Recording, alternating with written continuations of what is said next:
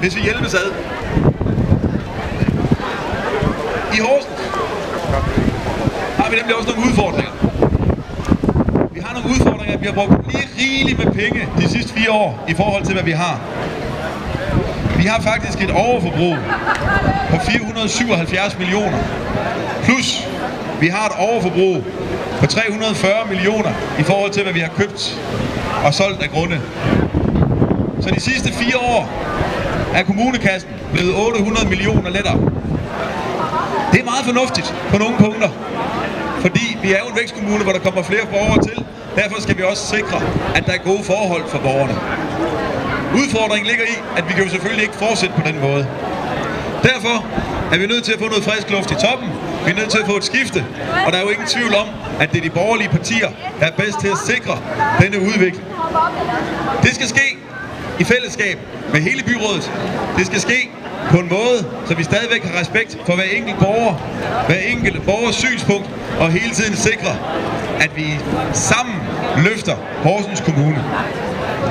Og der er potentiale. Flere rapporter siger, at vi kan gøre tingene bedre. Det kan vi gøre ved at konkurrenceudsætte nogle flere områder. Er det vigtigt for borgerne, om der står Horsens Kommune på jakken, eller om der står Jensens hjemmeservice? For Venstre betyder det mest, at kvaliteten af det, der foregår, er meget høj.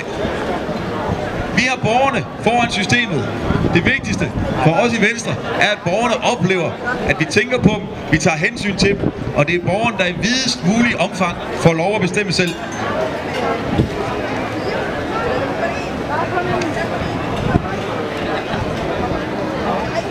Vi skal blive bedre til at tænke os om i kommunen.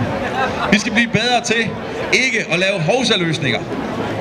Vi har her for nylig fået en masse spændende legeredskaber rundt omkring i byen. Rigtig mange mennesker er glade for dem. En rigtig god idé. Desværre er det måske gået lige stærkt nok.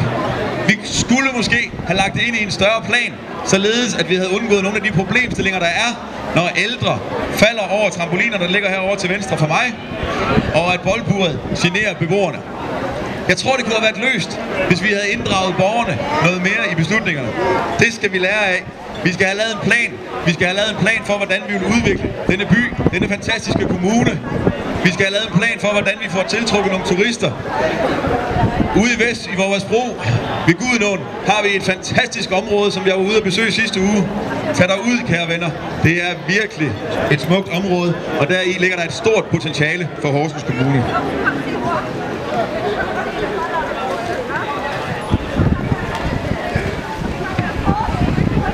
Til sidst vil jeg bare sige, at i Venstre synes vi, at Horsens gør det godt, men Venstre vil videre.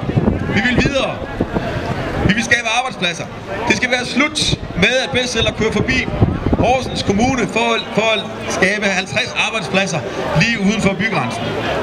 Vi skal være det naturlige valg, når en virksomhed vil etablere sig.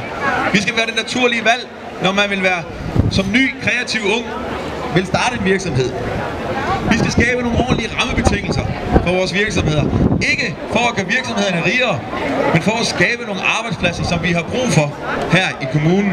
Det betyder nemlig, at vi alle sammen bliver rigere, og på den måde kan vi blive endnu dygtigere til at sikre, at den enkelte borger kan få den service, man har krav på, og få den service, som man har brug for. Det er noget, vi vil kæmpe indad for i Venstre. Kort og godt.